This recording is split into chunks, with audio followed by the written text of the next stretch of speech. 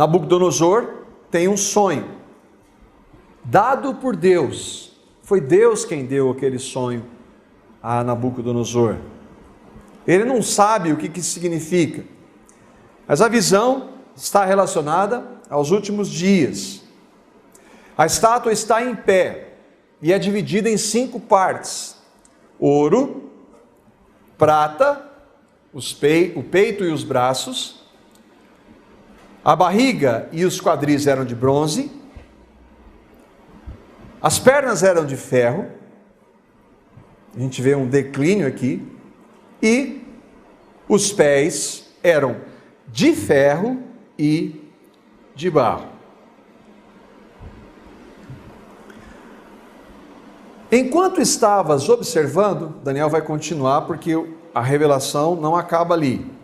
Uma pedra soltou-se sem auxílio de mãos, atingiu a estátua nos pés de ferro e de barro e os esmigalhou. Então o ferro, o barro, o bronze, a prata e o ouro foram despedaçados, viraram pó, como o pó da debulha do trigo na eira durante o verão. O vento os levou sem deixar vestígio, mas a pedra que atingiu a estátua tornou-se uma montanha e encheu toda a terra. O que ele viu? Ele viu uma pedra que o texto diz que foi solta sem o auxílio de mãos e que atingiu os pés da estátua. Quando atingiu os pés da estátua, ela destruiu a estátua toda. E essa estátua foi então destruída e foi formada a pedra que atingiu a estátua, tornou-se uma grande montanha e encheu toda a terra. Bom, este é o sonho. E até aqui, se nós não tivéssemos os textos, os versos seguintes, nós estaremos boiando, não saberíamos o que isso significa. Mas Deus falou para Daniel o que era o sonho e trouxe a interpretação do que aquele sonho significava. E aqui que entra a história. Versículos 26 ou 36 a 40.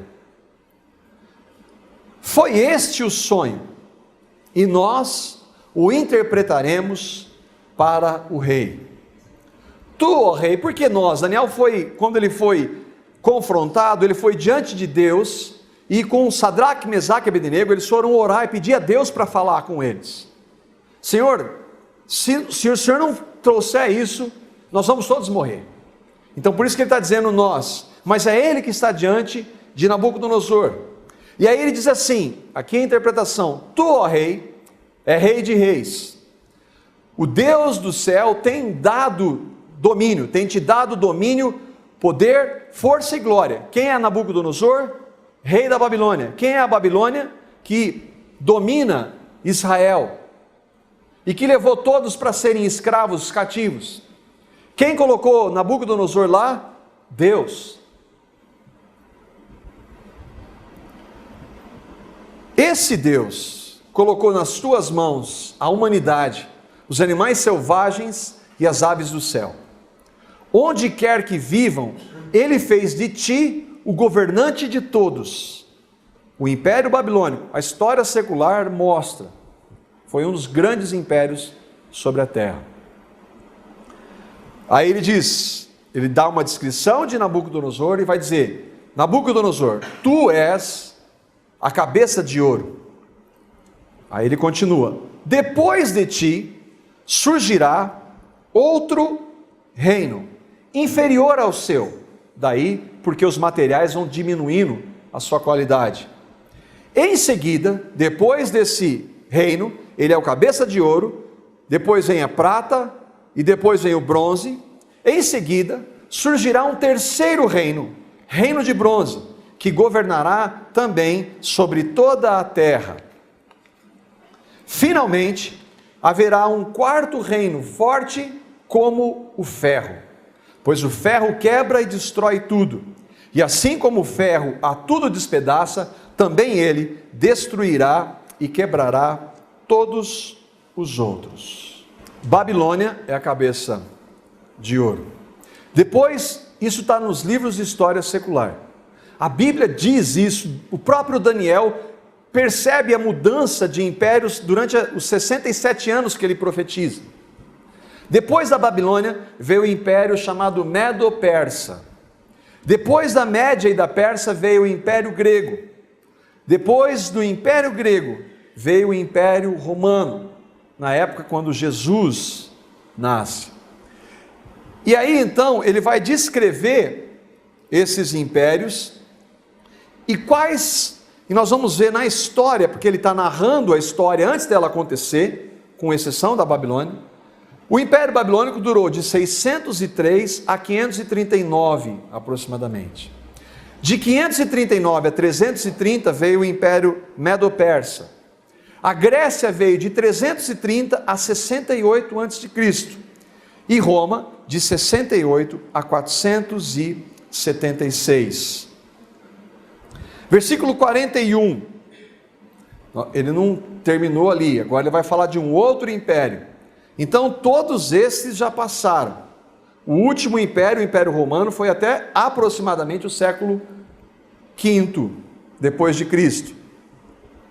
Ele diz assim: como viste, os pés e os dedos eram parte de barro e em parte de ferro. Aqui é uma outra realidade. Isso quer dizer que este reino será um reino dividido. Todos aqueles foram impérios que dominaram. Aqui este reino é um reino dividido. Mas ainda assim terá um pouco da força do ferro, embora tenha visto ferro misturado com barro. Assim como os dedos eram em parte de ferro e em parte de barro, também esse reino será em parte forte e em parte frágil. E como viste o ferro estava misturado com o barro, isso quer dizer que se procurará fazer alianças políticas por meio de casamentos, mas essa união não se firmará, assim como o ferro não se mistura com o barro. Então ele falou da Babilônia, ele falou da Média Pérsia, ele falou da Grécia e de Roma. Irmãos, séculos antes de acontecer. E ele está falando de um último império, que é um reino dividido, que não mais há um único império, e desde Roma até hoje, nunca mais houve. Outro texto de Daniel, que nós não temos tempo para ver, ele vai falar dos 10 dedos, como sendo governos que existiram e que vão existir até o dia que virá essa pedra, que o texto diz.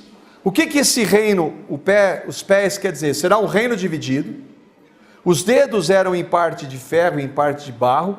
Os dedos então simbolizando 10 governos. Ele vai procurar fazer alianças políticas por meio de casamentos, mas essa união não se firmará.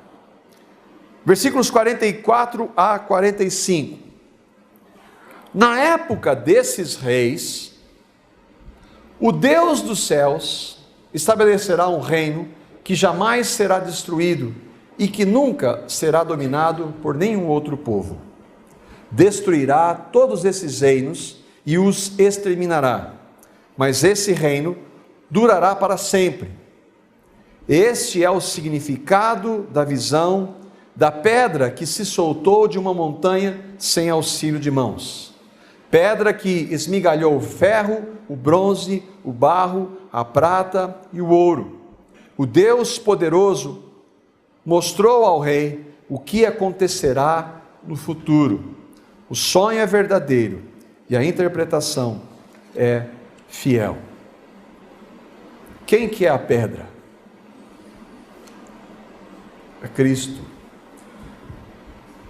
Daniel está anunciando todos os governos do mundo, toda a história, até o fim.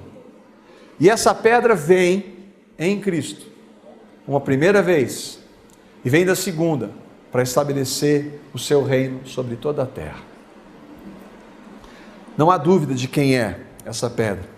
Calvino, falando e comparando com os judeus, ele diz assim: os judeus concordam conosco que esta passagem, que nós acabamos de ler, só pode ser entendida como sendo o reino eternal de Cristo. não negam que o sonho dado ao rei da Babilônia apontava para o reino de Cristo. Os judeus entendem que a pedra é o Messias, só que eles não creem no Messias. O fato de ainda estarem esperando o seu Cristo é onde eles diferem de nós. É triste, mas a maior parte dos judeus negou a Cristo, que é a pedra. E onde a gente vê Jesus como a pedra? Em vários textos do Novo Testamento. Mateus 16, 18. Jesus está falando para Pedro: também eu, Jesus, te digo que tu és Pedro, e sobre esta pedra, Cristo, edificarei a minha igreja, e as portas do inferno não prevalecerão com ela. A Igreja Católica Romana diz que Jesus está falando para Pedro, e que sobre Pedro ele edificaria a sua igreja. Não. Jesus, por que Jesus está falando sobre essa pedra? Porque pouco antes Pedro disse o quê? Tu és o Cristo, o Filho do Deus vivo. Pedro, sobre isto que você disse, que sou eu vou edificar a minha igreja. Não sobre você, Pedro, porque Pedro, daqui a pouco o que vai acontecer? Jesus fala assim: arreda-te, Satanás, porque você não cogita das coisas de Deus, mas dos homens. Pedro, ao mesmo tempo que ele tem uma revelação do Espírito falando que Jesus é a pedra, é o Messias, o Cristo, o Filho do Deus vivo, ele fala logo em seguida: Senhor, não deixa isso acontecer, porque Jesus disse que iria para a cruz. Então a pedra não é um homem pecador como eu e como vocês. A pedra é Cristo. Marcos 12, 10. Ainda não lestes essa escritura? A pedra que os construtores rejeitaram, essa veio a ser a principal pedra angular. Quais os construtores? Os judeus. Rejeitaram quem? A Cristo, a pedra. Nós acabamos de ver Calvino dizendo. Atos 4:11.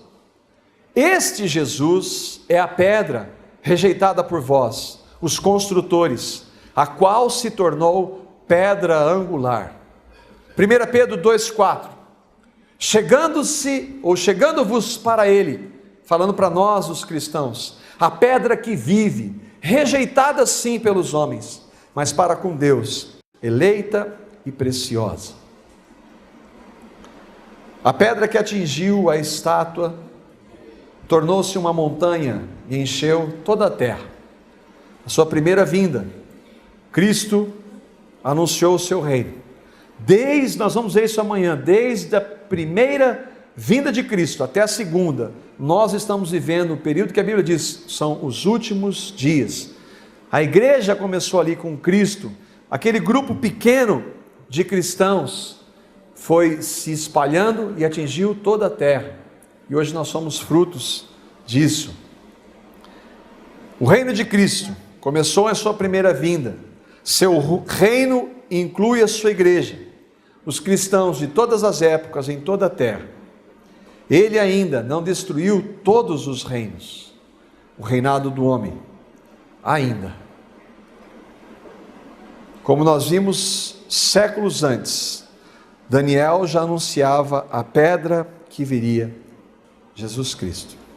Amanhã nós vamos ver o que Jesus, se o Senhor permitir, o que Jesus, a pedra que veio, tem a dizer sobre esses últimos dias.